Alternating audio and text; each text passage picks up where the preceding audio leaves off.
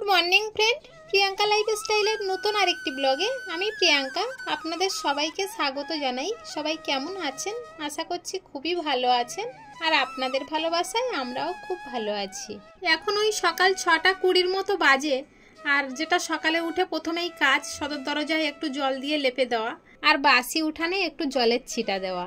আমার বাপের বাড়িতে দেখেছি গোবর দিয়ে লেপে আর গোবর জল ছড়া দেয়, কিন্তু এদিকে তো সবসময় গোবর পাওয়া যায় না, ওই জন্য শুধু জল দিয়েই দেওয়া হয়। আর এখন যাবে তৃষ্ণা স্কুলে, তাই ওকে রেডি করে দিচ্ছি। ও তো 6:30 থেকে স্কুল, তবে আমাদের এখান থেকে গাড়ি ধরলে বেশিক্ষণ লাগে না, 10 টাকা ভাড়া নেয়, কিন্তু 5-7 মিনিট সময় লাগে, ওই জন্য খুব তাড়াতাড়ি পাঠানো হয় না। ছোট মানুষ তো এত সকালে ঘুম থেকে উঠতে পারে না, তবুও জোর করে তুলে ওকে স্কুলে পাঠাতে হয়।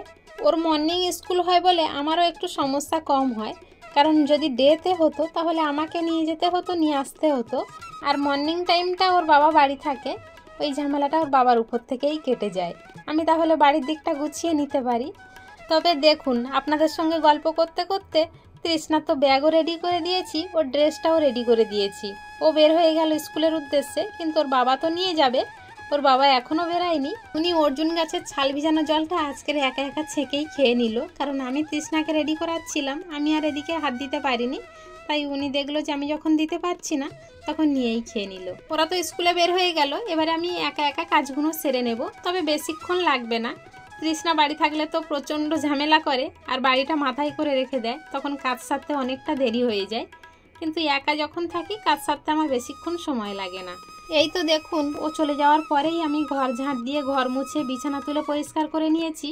আর গতকালকের কিছুটা জামা কাপড় ভিজে ছিল, সেগুলো দড়িতে মেলে দেওয়া ছিল বারান্দায়, সেগুলো এখন নিয়ে বাইরে শুকাতে দিচ্ছি।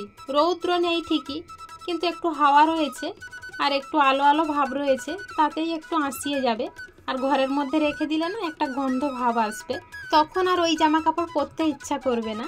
ওদিকে সব কাজ গুছিয়ে রেখে চলে এসেছি কুঁদরি ফল তুলতে। বাড়িতে সবজি বাড়ন্ত, ঘরে 4টে ডিম আর কয়েকটা আলু রয়েছে, তবে শুধু যদি ডিমের তরকারি করি, ওই অল্প একটু তরকারি দিয়ে তো সবার দুপুর পর্যন্ত খাওয়া হবে না, সেই ভাবনা চিন্তা করে এখন কুঁদরি তুলতে এসেছি। যদি কয়েকটা কুঁদরি হয় তাহলে সে কটা ভাজলে তৃষ্ণার বাবার হবে আর তৃষ্ণার ঠাম্মারও হবে। আর আমাদের কুঁদরি ভাজা না হলেও চলবে, ডিমের তরকারি একটু করে হলেই দুপুরে খাওয়া হয়ে যাবে। আর ওরা স্কুল থেকে আসার পথে সবজি আর মাছ নিয়ে আসবে বলেছে, দেখা যাক কি মাছ আনে, সেটা রাত্রের জন্য রান্না করলেই হবে। এই ভাবনা চিন্তা করে তো কুঁদরিগুলো তুলে নিয়েছি, এই কুঁদরিগুলো হয়েছে দুজনের মতো হয়ে যাবে। আর গতকালকের রাত্রে যে সয়াবিন আলু কুমড়ো দিয়ে ডাঁটা দিয়ে একটা তরকারি করেছিলাম, সেই তরকারি একটু বেঁচে ছিল, তাতে কিছুটা মুড়ি দিয়ে এখন মেখে খেয়ে নেব। সকালে আর ভাত খাবো না, যেহেতু তরকারি কম, এটা ভেবেচিন্তেই এই কাজটা করলাম। আর এদিকে এসে ভাত বসিয়ে দিয়েছি, ভাতটাও প্রায় ফুটে গিয়েছে। আর আমি এই যে কুঁদরিগুলো তুলেছিলাম লম্বা লম্বা করে পটলের মতো করে ভেজেছি। আগে একদিন ভেজেছিলাম, তৃষ্ণা তো খুব ভালো খেয়েছিল, আর ওর বাবারও খুব পছন্দের খাবার, তাই এই লম্বা লম্বা করে ভেজে দিলাম। আর এই যে ডিমের তরকারি করেছি। ওরা এখনও স্কুল থেকে আসেনি, এরই মধ্যে আমি রান্না করে নিয়েছি, আর তৃষ্ণার বাবার খাবারটাও গুছিয়ে রাখছি। বাড়িতে এসেই তো কাজে যাওয়ার জন্য ব্যস্ত হয়ে পড়বে, সেই জন্যই আগে থেকে সব কিছু গুছিয়ে রাখলাম। আর যদি মাছ নিয়ে আসে তখন তো আমিও ওদিকে কাজ করতে গেলে এদিকেও সময় পাবো না। বলতে বলতেই দেখো আমার তৃষ্ণা দৌড়ে চলে আসছে। ওর বাবা বাড়ি ঢুকতেই আমি বাইরে বের হয়ে দেখি ও দৌড়াতে দৌড়াতে আসছে। একটুখানি সময় বাইরে থাকে, তাও এসে কত পাগলামি করে। আর আজকের আমার তৃষ্ণা ওর বাবার সাথে বাজারে গিয়ে পছন্দ করে ইলিশ মাছ নিয়ে এসেছে।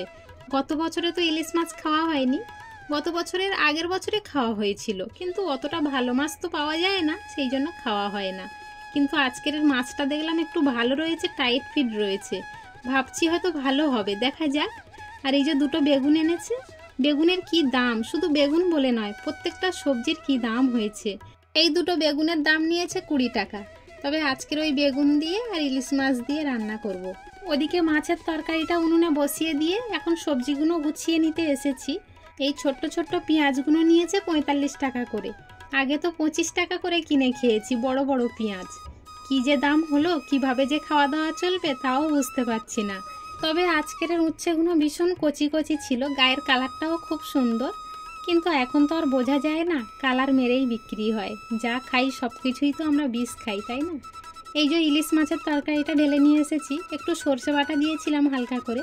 তবে এখন আর ইলিশ মাছ ভাজলে কিন্তু বোঝা যায় না, কিন্তু আগের দিনে ইলিশ মাছ ভাজলে অর্ধেক পাড়ার লোক বুঝতে পারতো যে হ্যাঁ ইলিশ মাছ ভাজা হচ্ছে কোথাও, আর সেন্টটাও সুন্দর উঠতো।